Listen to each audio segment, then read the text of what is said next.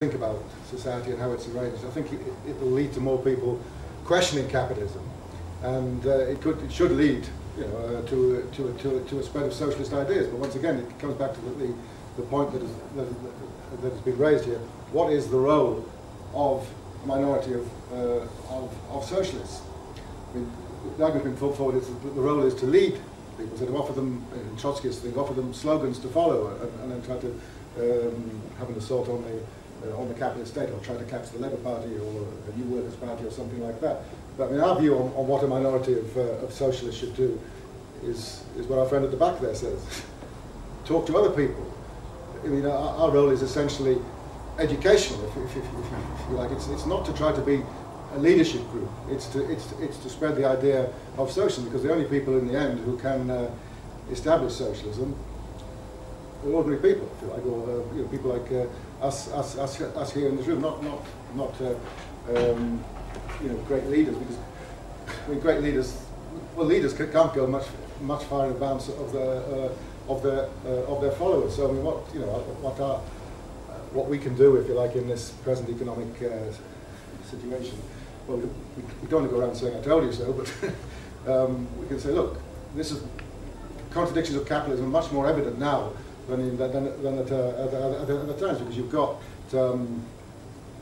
unused resources and unmet needs. I mean, even in today's paper, they're talking about, because the price of agricultural products has gone down, in the common market they're going to start having wine lakes and butter mountains again. But if you have wine lakes and butter mountains outside, people whose standard of living is being reduced. I mean, the same thing happened in the 1930s. There's an awful lot of coffee in Brazil getting banned. So it should be an opportunity for socialists to make more socialists, basically. But I don't think it's an opportunity, or I don't think it's a role of a minority of socialists to try to lead people by offering them, attractive slogans like the Trotskyists say. Yes, so you well, I would say that it's not the place of leaders to lead the way, because I think by having leaders, you're already renouncing equality before it's even started, because you have the leaders up on their podium, and then you have everyone else looking up to them like puppies. So you've already got your two tiers. You're already renouncing equality before it's even started.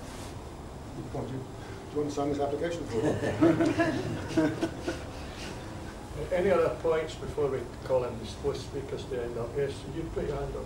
I was just going to echo what the previous contributor said, which really essentially is that the extent to which the modern wage slave needs leadership is the extent to which they haven't basically understood the basic concepts of democracy.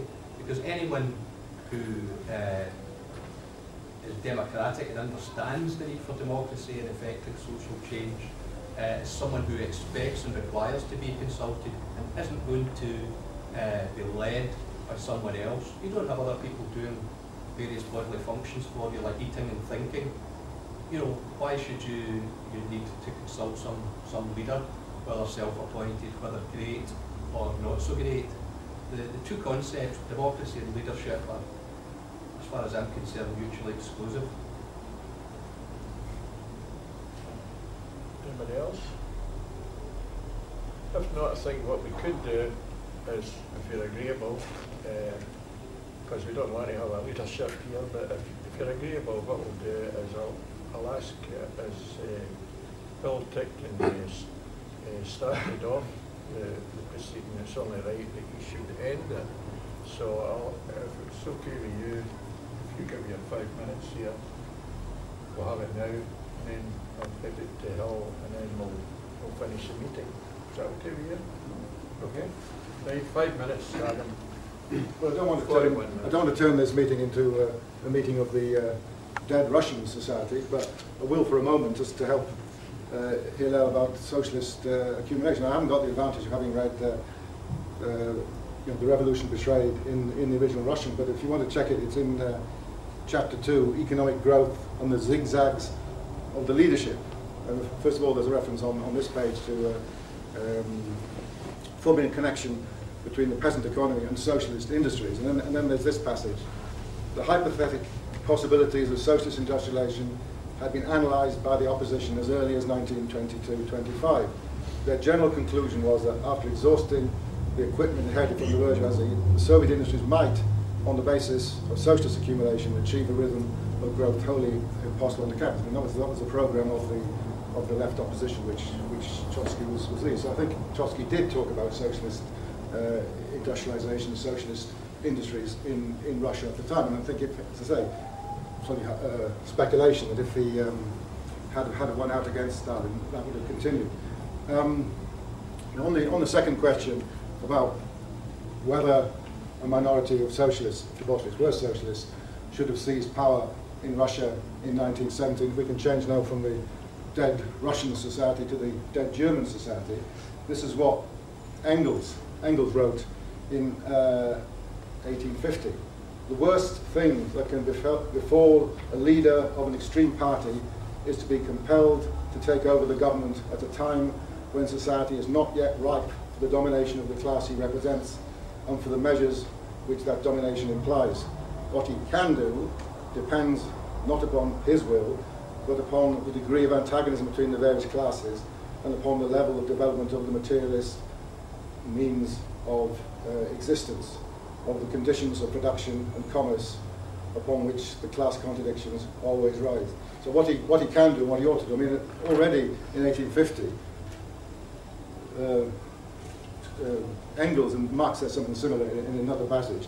What will happen if a minority of socialists takes power under conditions where you can't establish socialism, which is what, in fact, if you accept that the Bolsheviks did want socialism, that is what they would have done. They seized power in a country which was economically backward, which was, as we pointed out, mainly a peasant country, which was incapable of providing the necessary abundance to go into a system of from each according to ability to each according to their needs.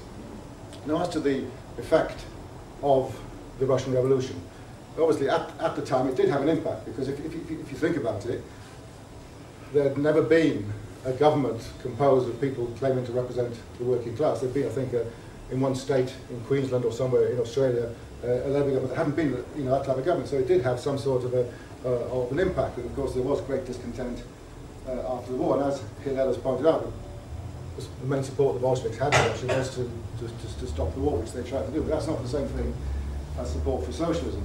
But I think that in the end, the effect of the Russian Revolution has been negative.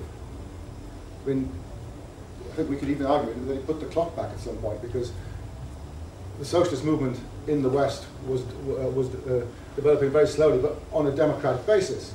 This idea that you needed a vanguard party just didn't exist before the First World War. But what happened afterwards, Stalin and the others, the word they used was Bolshevized the various Labour parties and various communist parties, and people who had been, who would have been good, or could have developed into being good revolution socialists, were diverted into this idea of leadership. And I think that is the key dividing point, if you like, between the inheritors of Trotsky and ourselves.